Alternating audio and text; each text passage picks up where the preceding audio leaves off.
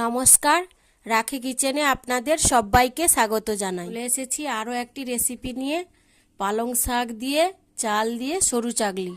বন্ধুরা, আশা করি আপনারা সবাই ভালো আছেন। ভিডিওটি শুরুর আগে একটা লাইক দিয়ে ভিডিওটি দেখার অনুরোধ রইল। রেসিপি শুরু করার আগে আমার সকল সাবস্ক্রাইবার বন্ধুদের এবং ফেসবুকের ফলোয়ার বন্ধুদের অনেক অনেক ধন্যবাদ জানাই। তো চলো এই রেসিপিটা বানাতে কি কি উপকরণগুলো লাগছে তোমাদের দেখিয়ে দিই। এই রেসিপিটা বানাতে একদম ঘরোয়া উপকরণেই হয়ে যায়। দেখুন বন্ধুরা, এখানে আছে পালং শাক আর এখানে আছে চালটা আতপ চাল আমি নিয়েছি। এখানে আতপ চালটা আমি ভিজিয়ে রেখেছি। আর লাগছে ঘি, আর বেশি কিছুই লাগছে না।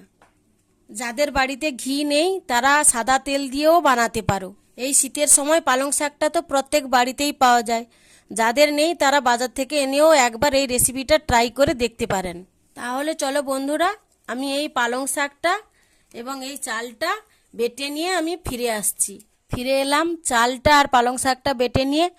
এরপর আমি পালং শাকটাকে ছেঁকে নেব।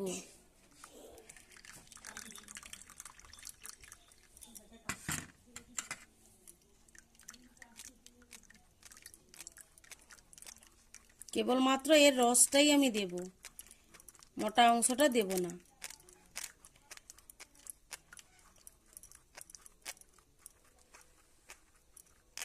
দিয়ে দেব পরিমাণ মতো লবণ। বন্ধুরা, আমি কিন্তু এখানে নারকেল কুড়া অ্যাড করেছি।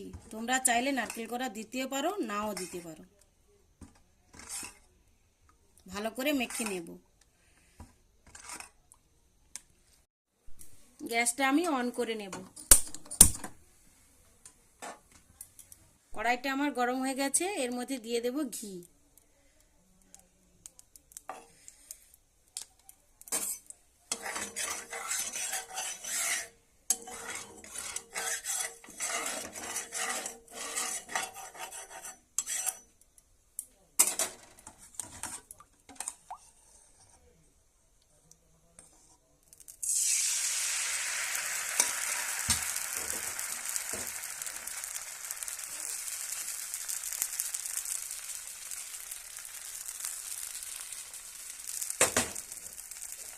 ঢাকা দিয়ে দেব।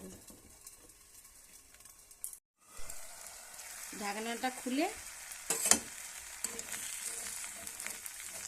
ভালো করে উল্টে নেব।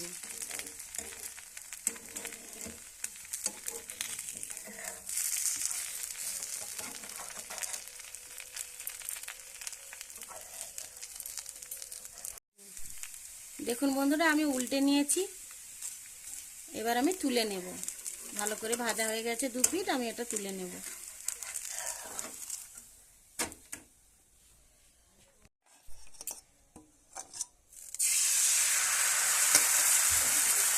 এই রেসিপিটা খুব ঝটপট বাড়িতে বানিয়ে ফেলা যায়। এত সোজা রেসিপি যে কেউ পারবে। আপনারাও ট্রাই করে দেখুন, নিরাশ হবেন না। ভিডিওটি ভালো লাগলে লাইক, কমেন্ট, শেয়ার এবং সাবস্ক্রাইব অবশ্যই করবেন। আর যারা ফেসবুক থেকে দেখবেন তারা চ্যানেলটিকে অবশ্যই ফলো করে দেবেন। আপনারা আমাকে সাপোর্ট করবেন, ভালোবাসা দেবেন এবং পাশে থাকবেন। এটাও ওই একইভাবে আমি উল্টে পাল্টে নেব।